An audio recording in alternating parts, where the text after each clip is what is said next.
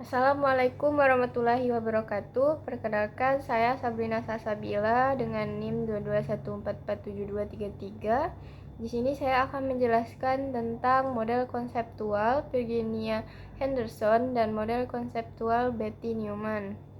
Untuk yang pertama yaitu ada model konseptual Virginia Henderson.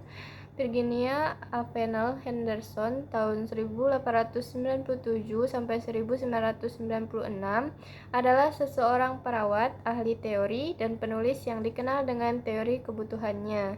Teori ini mendefinisikan keperawatan sebagai membantu individu, baik yang sakit maupun sehat, dalam melakukan aktivitas yang berkontribusi pada kesehatan, pemulihan atau kematian yang damai, aktivitas yang dapat dilakukan tanpa bantuan jika mereka memiliki kekuatan, kemauan, atau pengetahuan yang diperlukan.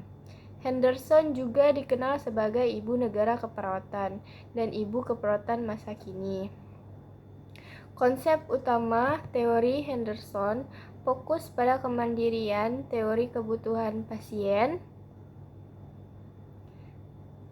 Teori kebutuhan keperawatan Henderson menekankan pentingnya meningkatkan kemandirian pasien untuk mempercepat kesembuhan mereka di rumah sakit. Pendekatan holistik Henderson menyatakan bahwa setiap individu memiliki kebutuhan kesehatan dasar dan membutuhkan bantuan untuk mencapai kesehatan, kemandirian, atau kematian yang damai. Dia percaya bahwa seseorang mencapai kesempurnaan dengan menjaga keseimbangan fisiologis dan emosional dan bahwa pikiran dan tubuh tidak dapat dipisahkan dan saling terkait.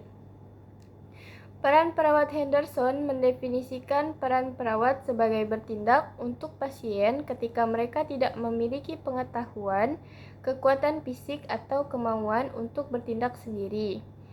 Dia memandang fungsi ini sebagai sesuatu yang kompleks dan kreatif, menawarkan kesempatan yang tidak terbatas untuk menerapkan ilmu pengetahuan fisik, biologi, dan sosial serta mengembangkan keterampilan. Untuk asumsi teori, perawat merawat pasien sampai mereka dapat merawat dan mereka sendiri lagi. Pasien memiliki keinginan untuk kembali sehat. Perawat berdedikasi untuk melayani pasien siang dan malam. Komponen kebutuhan dasar manusia.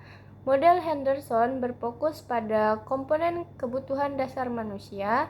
Komponen-komponen ini dapat diklasifikasikan ke dalam 4 kategori. Yang pertama ada kebutuhan fisiologis, kedua ada psikologis, ketiga sosiologis, dan keempat spiritual. Kemudian komponen tersebut adalah bernapas secara normal, makan dan minum secara memadai, membuang limbah tubuh, bergerak dan mempertahankan postur tubuh yang diinginkan, tidur dan beristirahat, memilih pakaian yang sesuai, menjaga suhu tubuh, menjaga tubuh tetap bersih dan terawat, menghindari bahaya di lingkungan sekitar, berkomunikasi dengan orang lain, beribadah sesuai dengan keyakinan masing-masing.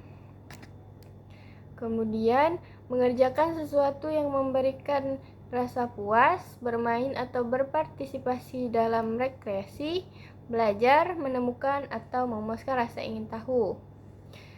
Kekuatan teori Henderson, hal ini sesuai dengan penelitian ilmuwan Maslow yang dapat dianggap sebagai validitas teori Henderson.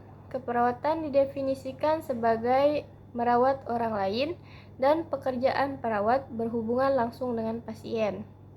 Kelemahan teori Henderson yaitu hanya berfokus pada pemulihan fisik atau aspek penyembuhan pasien. Teori ini berkonsentrasi pada pencapaian kemandirian pasien. Teori Henderson diterapkan dalam praktik dengan mengkaji kebutuhan dasar pasien berdasarkan komponen, mengumpulkan data melalui wawancara, pemeriksaan fisik, dan observasi, kemudian menganalisis data untuk menentukan diagnosis keperawatan. Tujuannya adalah untuk membantu individu mendapatkan kemandirian secepat mungkin. Kemudian saya akan menjelaskan tentang model konseptual Betty Neumann. Betty Neumann mengembangkan Neumann System model sistem Neumann yang memandang pasien secara holistik.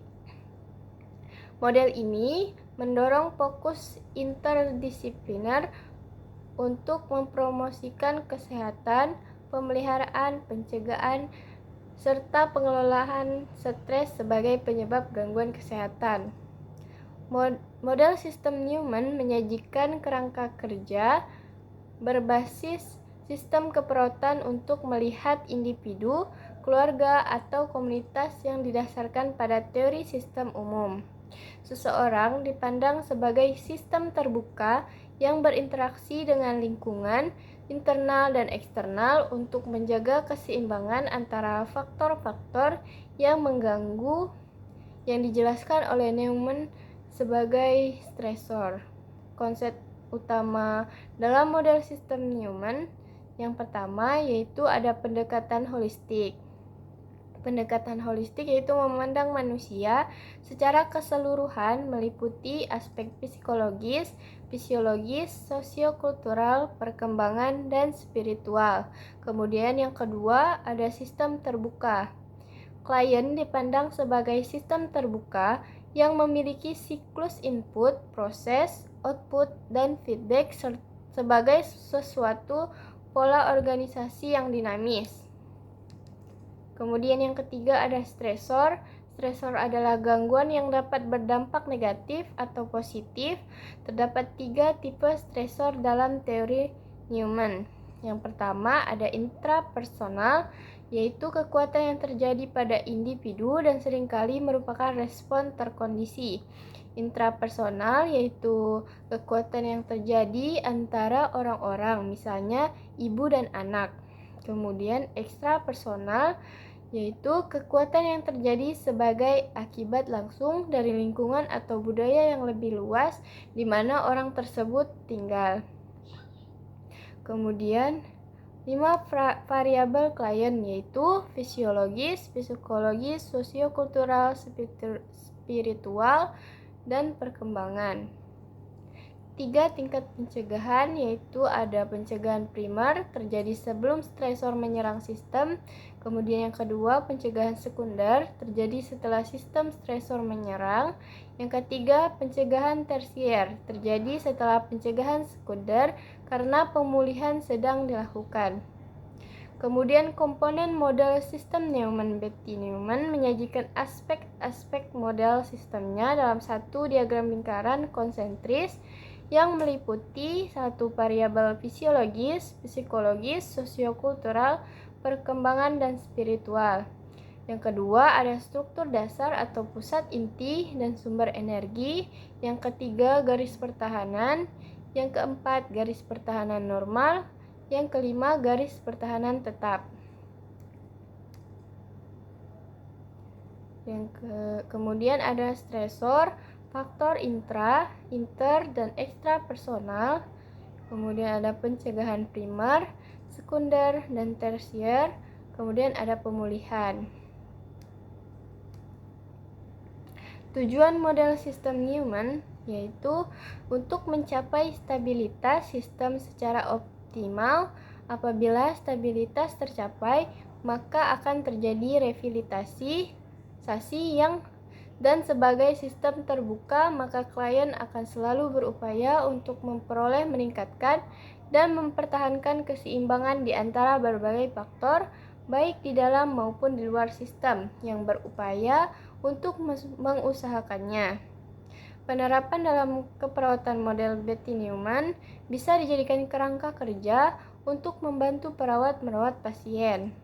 Penerapan model konsep Betty Neumann menekankan pada penurunan stres dengan cara memperkuat garis pertahanan diri, baik yang bersifat fleksibel, normal, maupun resistensi. Dengan sasaran pelayanan komunitas, model ini fleksibel dan biasa digunakan pada area keperawatan, pendidikan, dan pelatihan keperawatan. Baiklah, segitu saja untuk penjelasan tentang model konseptual Betty Neumann. dan Virginia Henderson. Apabila ada kesalahan, saya memohon maaf. Saya akhiri, wabillahi taufiq wal hidayah. Wassalamualaikum warahmatullahi wabarakatuh.